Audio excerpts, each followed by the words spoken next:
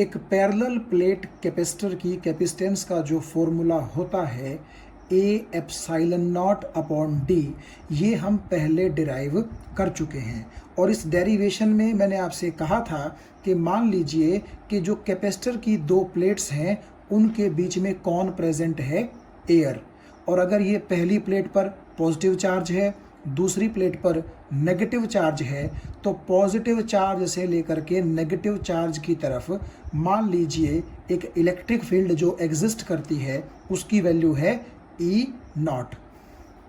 और इस एक्सप्रेशन में आप देखिए ए का मतलब है दोनों प्लेटों का एरिया जो कि इक्वल होता है।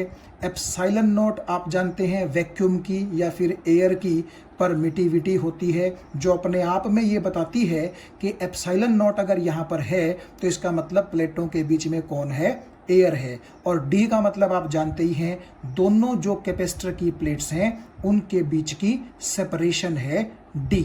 तो ये फॉर्मूला हम पहले डिराइव कर चुके हैं। आज का हमारा जो एम रहेगा वो ये रहेगा कि अगर मैं कैपेसिटर की दोनों प्लेटों के बीच में एक डाई इलेक्ट्रिक रख दूं, यानी कि एयर की जगह एक कोई और डाई इलेक्ट्रिक रख दूं, और उस डाई इलेक्ट्रिक की थिकनेस भी आप ये देखिए कि दोनों प्लेटों के बीच में पूरी तरह ना आए, तो तब आपके कैपेसिटर की कैपेसिटेंस कितनी आएगी। आप यहाँ इस डायग्राम में देखिए, ये बिल्कुल जो मैंने छोटा डायग्राम बनाया था यहाँ मैंने डायग्राम बड़ा बना दिया है। अदरवाइज वही चार्जेस हैं दोनों प्लेट्स पर और वही आपके दोनों प्लेटों के बीच की सेपरेशन भी सेम है। पहले भी डी थी, अब भी डी है। और अगर यहाँ पर प्लेटों का एरिया ए था तो यहाँ पर भी प्लेटों का एरिया कितना है, ए है। सब कुछ सेम है, जस्ट आपको समझाने के लिए डायग्राम मैंने थोड़ा सा क्या बना दिया है, बड़ा बना दिया है। अब आप एक चीज़ यहाँ ध्यान से देखिए, ये जो रेक्टेंगुलर सी चीज़ आपको दिखाई दे रही है, मान लीजिए ये एक डाई इलेक्ट्रिक स्लैब है। स्लैब का मतलब डाई इलेक्ट्रिक मटेरियल का कोई छोटा सा टुकड़ा है जो मैंने कैपेसिटर की दोनों प्लेटों के बीच में इंट्रोड्यूस कर दिया है। इसीलिए मैंने यहां पर लिखा dielectric placed between the plates, यानी कि दोनों प्लेटों के बीच में डाई इलेक्ट्रिक को प्लेस कर दिया गया है। और आप एक चीज और ध्यान से देखिएगा, मैंने ये जो डाई इलेक्ट्रिक स्लैब है, यानी कि जो डाई इलेक्ट्रिक मटेरियल का टुकड़ा है, ये कुछ इस तरीके से इंट्रोड्यूस किया है दोनों प्लेट्स के बीच में कि कुछ यहाँ पर एरिया खाली रह गया, कुछ एरिया यहाँ पर खाली रह गया। और खाली का मतलब आप समझ सकते हैं कि यहाँ पर भी एयर है और यहाँ पर भी एयर है। लेकिन ये जो आपको टी थिकनेस की डाई इलेक्ट्रिक स्लैब दिख रही है, ये आपकी डाई इलेक्ट्रिक स्लैब दोनों प्लेटों के बीच में रख दी गई है। यानी मतलब कहने का ये है कि आप अगर ध्यान से देखें, दोनों प्लेटों के बीच की जो सेपरेशन है आप देखिए वो कितनी है, डी है। तो जो थिकनेस है, मोटाई है किसकी, इस डाई इलेक्ट्रिक स्लैब की, वो मोटाई मैंने, वो थिकनेस मैंने डी से कम रखी है। यानी कि अगर आप ये बोलते कि दोनों प्लेटों के बीच में डाई इलेक्ट्रिक मटेरियल फंसा दिया गया है, तो इसका मतलब ये होता कि टी डी के बराबर होती, तो तब तो आप ये कहते कि इस प्लेट से लेकर के और इस प्लेट के बीच में आपने ठूस ठूस के डाई इलेक्ट्रिक भर रखा था। ना यहाँ पर एयर की जगह थी, ना यहाँ पर एयर की जगह थी। पूरे कैपेसिटर की प्लेट्स के बीच में कौन था, डाई इलेक्ट्रिक था। यदि आपने ठूस ठूस के भर रखा होता तो की बात थी। लेकिन यहां आप देखिएगा, आपके डाई इलेक्ट्रिक मटेरियल की जो थिकनेस है वो डी से कम है। यानी कि नेचुरली टी थिकनेस, टी मोटाई के अंदर तो ये डाई इलेक्ट्रिक प्रेजेंट है, लेकिन कुछ मोटाई या कुछ जगह ऐसी है जिसमें यहां पर और यहां पर आप देख सकते हैं कौन प्रेजेंट है, एयर प्रेजेंट है। तो अब हमें इस केस में निकालना है कि इस कैपेसिटर की कैपेसिटेंस कितनी होगी जिसके अंदर आपने टी थिकनेस का एक डाई इलेक्ट्रिक मटेरियल क्या कर दिया है, प्लेस कर दिया है। अब देखिए, इस एक्सप्रेशन पर जाने से पहले एक छोटी सी बिल्कुल चीज है जो हम यहां समझ लेते हैं, आगे हमें काम आएगी। मान लीजिए ये 1 2 3 4 आपको लाइनें दिखाई दे रही हैं। जस्ट इन लाइनों का कोई मतलब नहीं है, सिर्फ एक चीज को समझाने के लिए मैंने ये लाइनें ड्रॉ की थी। और आप देखिए इन लाइनों पर मैंने 4 पॉइंट्स ले लिए हैं, A B C और D। और आपको समझाने के लिए मैंने मान लिया कि A का पोटेंशियल 50 वोल्ट है, B का 40 वोल्ट है, C का 30 वोल्ट है और D का 20 वोल्ट है। तो आपसे अगर कोई पूछे VAD का मतलब है A पॉइंट और D पॉइंट के बीच का पोटेंशियल डिफरेंस। तो आप देखो A पॉइंट 50 वोल्ट पर है, D पॉइंट 20 वोल्ट पर है। तो 50 में से 20 जब आप सब्ट्रैक्ट करेंगे तो आप कहेंगे कि जी VAD की वैल्यू कितनी आ जाएगी, 30 वोल्ट आ जाएगी। लेकिन ये तो ठीक है कि बिल्कुल आप देखिए सिंपल सा तरीका हो गया, लेकिन इस 30 वोल्ट को जो कि A और D के बीच का पोटेंशियल डिफरेंस है, हम इस तरीके से भी लिख सकते हैं। क्या?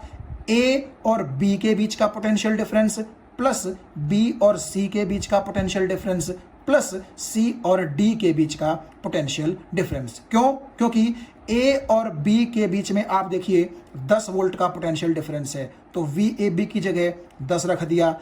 B और C के बीच भी आप देखिए 10 वोल्ट का पोटेंशियल डिफरेंस है, तो VBC की जगह भी 10 रख दिया। और C और D के बीच में भी पोटेंशियल डिफरेंस 10 वोल्ट है, तो इसलिए मैंने यहां पर भी 10 रख दिया। तो जब 3 बार 10 जोड़ेंगे आप तो 30 ही आएगा।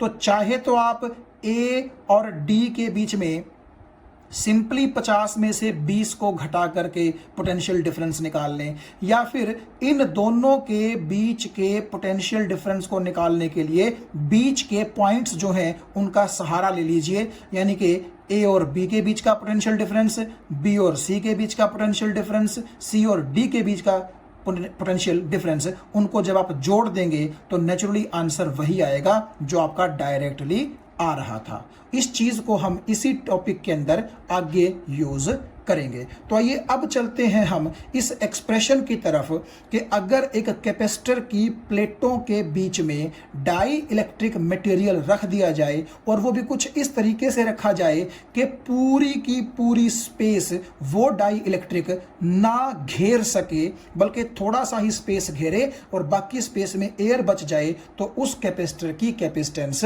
कितनी होगी। तो यहां आप देखिए मैंने क्या किया है, कैपेसिटर की दोनों प्लेटों के बीच में एक डाई इलेक्ट्रिक रख दिया है। और मान लीजिए जब ये डाई इलेक्ट्रिक प्रेजेंट नहीं था तो इस पॉजिटिवली चार्ज्ड और इस नेगेटिवली चार्ज्ड प्लेट के बीच में एक इलेक्ट्रिक फील्ड जो होती थी, अगर मैं उसको EO बोल दूं, E0 बोल दूं, तो उस E0 की वैल्यू ये आएगी। यानी कि आप ये समझिए कि दोनों प्लेटों के बीच में जब ये डाई इलेक्ट्रिक स्लैब नहीं है, सिर्फ एयर है, तो आप जानते हैं कि कैपेसिटर की दोनों प्लेटों के बीच में जो इलेक्ट्रिक फील्ड इंटेंसिटी का फॉर्मूला होता है वो सिग्मा बाय एप्सिलॉन नॉट होता है। ये हम पिछले वीडियो लेक्चर्स में देख चुके हैं। और सिग्मा का क्या मतलब है? सिग्मा का मतलब है सरफेस चार्ज डेंसिटी, कि कितने सरफेस पर कितना चार्ज प्रेजेंट है। और आप देखिएगा अगर इस प्लेट का सरफेस एरिया मैं A मान लूं और इस प्लेट पर क्योंकि Q चार्ज है तो सिग्मा की वैल्यू हो जाएगी Q बाय A। और आपकी जो E0 है जो कि सिग्मा बाय एप्सिलॉन नॉट के बराबर है वो हो जाएगी Q by A epsilon naught. तो ये बात आपको समझ में आ गई होगी कि कैपेसिटर के दोनों प्लेटों के बीच की जो इलेक्ट्रिक फील्ड है जब एयर होती थी तो वो इलेक्ट्रिक फील्ड इतनी होगी। अब एक बात और देखिए आप, ये जो डाई इलेक्ट्रिक स्लैब मैंने रखी है दोनों प्लेटों के बीच में, आप देख पा रहे हैं ये मैंने जानबूझ करके सिंप्लिसिटी के लिए ऐसे रखी है कि इस प्लेट से भी इस डाई इलेक्ट्रिक स्लैब का डिस्टेंस और इस प्लेट से भी इस डाई इलेक्ट्रिक स्लैब का डिस्टेंस इक्वल है। और आप देख पा रहे होंगे इस प्लेट से ये जो एंड है और इस प्लेट से ये जो एंड है डाई इलेक्ट्रिक स्लैब का, दोनों एंड्स की, दोनों प्लेटों से दूरी D-T/2 और यहाँ पर भी उतनी ही है। ये चीज़ हम आगे देखेंगे कि इसका क्या मतलब है। और देखिएगा, आप इस डाई इलेक्ट्रिक स्लैब को ज़रा सा आगे या ज़रा सा पीछे सरका सकते हैं। आप सोचेंगे कि क्यों हमने ये डाई इलेक्ट्रिक स्लैब एग्जैक्टली दोनों प्लेटों के बीच में रख दी, क्यों किया हमने ऐसा? ऐसा सिर्फ मैंने एक मैथमेटिकल सिंप्लिसिटी के लिए किया है, जो आप आगे समझ जाएंगे। तो कुल मिलाकर के आप एक बार फिर से देखिए, मैंने यहां लिखा है out of D T thickness is covered by dielectric and rest यानी कि बची हुई D minus T thickness is covered by air. इस चीज को यहां समझिए। देखो, दोनों प्लेटों के बीच का गैप डी है और इस डी में से आप ये देखिए टी थिकनेस में कौन प्रेजेंट है? आपका डाई इलेक्ट्रिक प्रेजेंट है। जबकि डाई इलेक्ट्रिक के इस साइड भी और डाई इलेक्ट्रिक के इस साइड भी आप देखिए एयर प्रेजेंट है कि नहीं है। तो अगर मैं आपसे कहूं कि टोटल यहां से लेकर के यहां डी थिकनेस में से टी थिकनेस में तो आपका डाई इलेक्ट्रिक आ गया, तो एयर जो है वो कितनी थिकनेस में बची? तो नेचुरली जब आपकी टोटल थिकनेस डी है, उस डी में से आपकी टी थिकनेस डाई इलेक्ट्रिक ने ले ली, तो naturally D minus T thickness में ही कौन होगी? एयर होगी। आपको ये बात समझ में आ गई? और आप देखिएगा, मैंने इस डाई इलेक्ट्रिक स्लैब को कुछ इस तरीके से रखा है कि यहां पर भी गैप आपको दिख रहा होगा, इस प्लेट और इस एंड के बीच में और इस प्लेट और इस एंड के बीच में। तो ये दोनों गैप कैसे हैं? बराबर, यानी कि यहां पर भी एयर प्रेजेंट है और यहां पर भी एयर प्रेजेंट है। तो total D minus T thickness में एयर थी, तो आधी एयर आपकी यहां है और आधी एयर आपकी यहां है, क्योंकि ये जो total D minus T thickness है जिसमें सिर्फ और सिर्फ एयर प्रेजेंट है, वो एयर आपने सिमेट्रिकली आधी यहां और आधी यहां रखने का जो जुगाड़ है वो कर दिया है। तो आप ये देखिएगा, आप ये कह सकते हैं कि अगर D माइनस टी थिकनेस में एयर है, तो यहाँ वाली एयर जो है वो कितनी थिकनेस में है? D माइनस टी बाई 2, और यहाँ वाली एयर भी D minus T by 2 thickness में है, क्योंकि मैंने डाइलेक्ट्रिक को सिमेट्रिकली बिल्कुल बीच में रखा है। और आप जोड़ के भी देख सकते हैं, D माइनस टी बाई 2 और ये D माइनस टी बाई 2, इन दोनों का सम D माइनस टी ही बनेगा। तो कुल मिलाकर के ये जो D माइनस टी थिकनेस में एयर प्रेजेंट थी, उस एयर को मैंने आधा यहां और आधा यहां रख दिया ताकि एक मैथमेटिकल सिंप्लिसिटी आ सके। आगे देखते हैं हम। तो यहां मैंने फिर से लिखा है कि dielectric is present in T thickness and air is present in D minus T thickness, क्योंकि यहां पर भी एयर है, यहां पर भी एयर है। भाई आप अगर डाई इलेक्ट्रिक को बीच में रखोगे तो दोनों साइड ही तो एयर होगी, और एयर ये वाली थिकनेस और एयर की ये वाली थिकनेस जब आप जोड़ेंगे तो इतनी ही थिकनेस बनेगी। इसकी बात हम कर चुके हैं। तो अब देखिएगा, E नॉट का मतलब है electric field in air. Air वाला जो पार्ट है, कहेंगे ये वाला जो पार्ट है और ये वाला जो पार्ट है, उसमें तो इलेक्ट्रिक फील्ड कितनी रहेगी? एयर वाली ही रहेगी, जो कि कितनी है?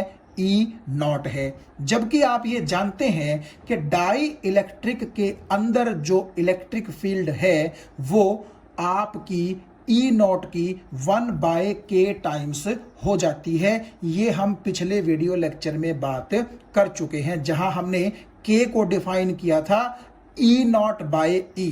तो अगर आपका K E naught by E के बराबर होता है तो E किसके बराबर हो जाएगी? E naught by K। और इसका मतलब ये है कि अगर इस पॉजिटिवली चार्ज्ड प्लेट से इस नेगेटिवली चार्ज्ड प्लेट तक E नॉट इलेक्ट्रिक फील्ड थी तो वो E नॉट ही रहेगी। सिर्फ यहां से लेकर के यहां तक जो T थिकनेस में हमारा डाई इलेक्ट्रिक है वहां पर उसकी वैल्यू E नॉट नहीं रहेगी। एक बार फिर से आप सुनिए भाई, जहां जहां एयर है वहां वहां तो इलेक्ट्रिक फील्ड E नॉट ही होगी, लेकिन क्योंकि डाई इलेक्ट्रिक के अंदर तो एयर नहीं है, उसके अंदर तो कौन है, एक डाई इलेक्ट्रिक है जिसका डाई इलेक्ट्रिक कांस्टेंट कितना है, के। तो नेचुरली आपके डाई इलेक्ट्रिक के अंदर जिसको हम बोलते थे reduced value of electric field intensity ई, वो कितनी हो जाएगी, बाहर वाली यानी कि एयर वाली इलेक्ट्रिक फील्ड का 1/k टाइम्स हो जाएगी। तो आप कुछ इस तरह सोच के चलिए कि इस पॉइंट और इस पॉइंट के बीच में इलेक्ट्रिक फील्ड कितनी है, ई नॉट। इस पॉइंट और इस पॉइंट के बीच भी इलेक्ट्रिक फील्ड कितनी है, ई नॉट। लेकिन इस पॉइंट और इस पॉइंट के बीच में इलेक्ट्रिक फील्ड कितनी है, ई के बराबर है। ये चेंज क्यों हो गई, आप जानते हैं, हम पहले भी बात कर चुके हैं कि जब इस प्लेट पर पॉजिटिव चार्ज होता है और इस प्लेट पर नेगेटिव चार्ज होता है तो अंदर कुछ चार्जेस बन जाते हैं पोलराइजेशन की वजह से, जिनके वजह से खुद इलेक्ट्रिक फील्ड पैदा होती है। मतलब कि अगर पॉजिटिव प्लेट की तरफ नेगेटिव आ जाएगा और नेगेटिव प्लेट की तरफ पॉजिटिव आ जाएगा तो इस पॉजिटिव से इस नेगेटिव की तरफ यूं ई नॉट की अपोजिट डायरेक्शन में एक पोलराइजेशन की वजह से इलेक्ट्रिक फील्ड बनती है, और उसको जब हम ई नॉट में से घटाते थे तब ये आपकी reduced value of electric field intensity हमारे पास आती थी। ये बातें हम पिछले वीडियो लेक्चर में कर चुके थे। तो एक बार फिर से देखिएगा, इस पॉइंट और इस पॉइंट के बीच में इलेक्ट्रिक फील्ड है ई नॉट, जबकि इस पॉइंट और इस पॉइंट के बीच में इलेक्ट्रिक फील्ड है ई। लेकिन फिर से इस पॉइंट और इस पॉइंट के बीच में क्योंकि एयर है तो वहां पर फिर से इलेक्ट्रिक फील्ड कितनी हो जाएगी, ई नॉट हो जाएगी। और मैंने आपको बताया कि ये के क्या है, डाई इलेक्ट्रिक कांस्टेंट है, किसका, इस डाई इलेक्ट्रिक मटेरियल का, यानी कि ये जो स्लैब जिस मटेरियल की बनी हुई है उस मटेरियल का के क्या है, डाई इलेक्ट्रिक कांस्टेंट है। तो यहां तक आपको बात समझ में आ गई होगी। अब देखिएगा, जैसे हम ये मान के चले कि ये वाली प्लेट अगर पॉजिटिवली चार्ज्ड है और ये वाली प्लेट अगर नेगेटिवली चार्ज्ड है तो दोनों के बीच का अगर आपसे कोई पूछे पोटेंशियल डिफरेंस कितना होगा, भाई नेचुरली पॉजिटिव चार्ज की वजह से इस प्लेट का पोटेंशियल पॉजिटिव होगा और नेगेटिव चार्ज की वजह से इस प्लेट का पोटेंशियल नेगेटिव होगा। तो जब आप पॉजिटिव पोटेंशियल में से नेगेटिव पोटेंशियल घटाएंगे तो आप जानते हैं दोनों प्लेटों के बीच का हमें क्या मिल जाएगा, पोटेंशियल डिफरेंस। तो मान लीजिए दोनों प्लेटों के बीच का, प्लेट नंबर 1 और प्लेट नंबर 2 के बीच का जो पोटेंशियल डिफरेंस है मान लीजिए वो V है। तो मैंने ये चीज यहां लिख दी कि potential difference between plates 1 and 2 is V, से का मतलब मान लीजिए। तो अब हम इन दोनों प्लेटों के बीच का जो पोटेंशियल डिफरेंस है उसको पीछे जो हमने A B C D 4 points लिए थे उसकी हेल्प से निकाल लेंगे, क्योंकि हमें वैसे तो बड़ी दिक्कत आएगी इस प्लेट और इस प्लेट के बीच का पोटेंशियल डिफरेंस निकालने में। तो आप ऐसा सोचिए कि यहां पर पॉइंट ए है, यहां पर पॉइंट बी है, यहां पर पॉइंट सी है और यहां पर पॉइंट डी है। तो हमें तो ए और डी के बीच का पोटेंशियल डिफरेंस निकालना है ना। तो आप वो कैसे निकालते थे, इस पॉइंट और इस पॉइंट, इस पॉइंट और इस पॉइंट, इस पॉइंट और इस पॉइंट के बीच के पोटेंशियल डिफरेंस को ऐड कर देते थे। तो मैंने इसीलिए आपको वो चीज पहले बता दी थी ताकि आपको अब दिक्कत ना आए। तो अब हमने क्या करना है, ये पॉइंट और ये पॉइंट, इन दोनों के बीच का पोटेंशियल डिफरेंस हमने निकाल लेना है। फिर इस पॉइंट और इस पॉइंट के बीच का, और उसके बाद इस पॉइंट और इस पॉइंट के बीच का पोटेंशियल डिफरेंस निकाल लेना है। तो 1, 2 और 3 पोटेंशियल डिफरेंस हमें निकालने पड़ेंगे और हम उन तीनों पोटेंशियल डिफरेंस को क्या कर देंगे, ऐड कर देंगे। अब ये पोटेंशियल डिफरेंस कैसे निकलेंगे, देखो हमें पता है कि ई जो है इलेक्ट्रिक फील्ड उसकी यूनिट होती है वोल्ट पर मीटर, हमने ये बात पहले कर ली थी। तो वोल्ट से हमें पता चलता है पोटेंशियल डिफरेंस का और मीटर से हमें पता चलता है किसका, डिस्टेंस का। यानी कि हम ई को V/D भी पुट कर सकते हैं कि नहीं पुट कर सकते, ये बात ठीक है। तो आप देखिएगा, अगर इलेक्ट्रिक फील्ड होती है पोटेंशियल डिफरेंस बटे डिस्टेंस, तो पोटेंशियल डिफरेंस किसके बराबर हो जाएगा, इलेक्ट्रिक फील्ड इनटू डिस्टेंस के बराबर। तो इस फॉर्मूले का यूज करते हुए आप देखिए, जो प्लेट 1 और प्लेट 2 के बीच का टोटल पोटेंशियल डिफरेंस V है उसको मैं कैसे लिख रहा हूं। देखिए, इस पॉइंट और इस पॉइंट के बीच अगर हमें V निकालना है, देखिए V का मतलब है पोटेंशियल डिफरेंस, तो वो किसके बराबर होता है, इलेक्ट्रिक फील्ड इनटू डिस्टेंस, इन दोनों की मल्टीप्लिकेशन। तो अगर इन दोनों के बीच का आपको V निकालना है तो इन्हीं दोनों के बीच की E होनी चाहिए और इन्हीं दोनों के बीच का क्या होना चाहिए, डिस्टेंस होना चाहिए। तो V is equal to E into D को यूज करते हुए आप देखिए इन दोनों पॉइंट्स के बीच इलेक्ट्रिक फील्ड तो E नॉट है और इन दोनों पॉइंट्स के बीच डिस्टेंस कितना है, D minus T by two.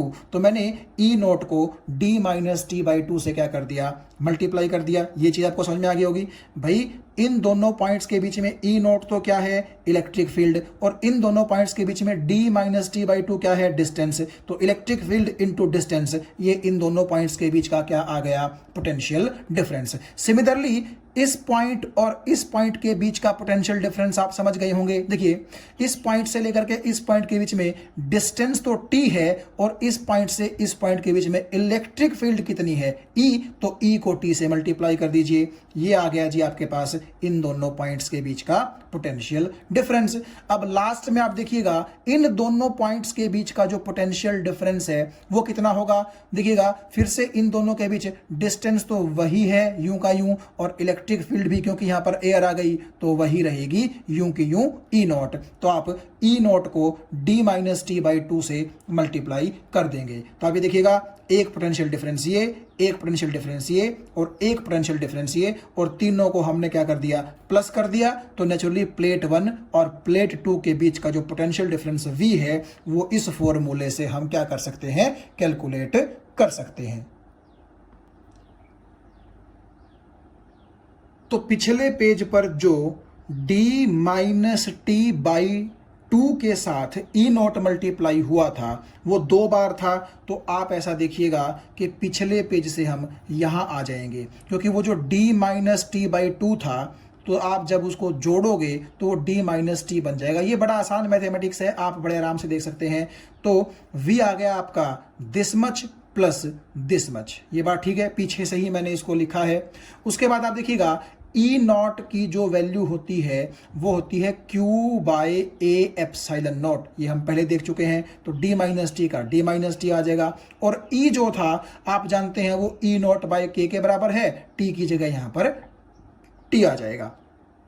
फिर V किसके बराबर हुआ, आप देखिए ये जो आपका Q by A epsilon not into D minus T है, ये मैंने यूं का यूं लिख दिया, और अब की बार इस E नॉट की जगह भी मैं Q by A epsilon not लिख दूंगा। तो ये यहां पर मैंने लिख दिया, और T बाई K को आप T बाई K देख सकते हैं। तो आप देखिएगा ये वाली चीज और ये वाली चीज कॉमन आएगी, तो अंदर बच जाएगा क्या, ब्रैकेट के अंदर D माइनस टी बच जाएगा यहां से, और यहां बच जाएगा T बाई K, और ये वाली चीज आपकी बाहर आ गई। ठीक है, अब फिर देखिएगा इस V के नीचे मैं ये Q ले आता हूं, तो V के नीचे Q ले आया मैं, तो आपका ये क्या बचेगा, इस चीज के नीचे ही तो है ये A एप्सिलॉन नॉट। क्यों, क्योंकि Q जब V के नीचे आएगा तो यहां पर 1 बाई A एप्सिलॉन नॉट बचेगा, और 1 बाई A एप्सिलॉन नॉट का क्या मतलब है कि इस चीज के नीचे है A एप्सिलॉन नॉट। तो ये चीज और इसके नीचे A एप्सिलॉन नॉट, ये Q आ गया V के नीचे, तो हम पहुंच गए इस स्टेप पर। लेकिन हमें पता है कैपेसिटेंस होती है Q बाय V के बराबर, यहां है V बाय Q, तो आप रिवर्स कर दीजिए इसका।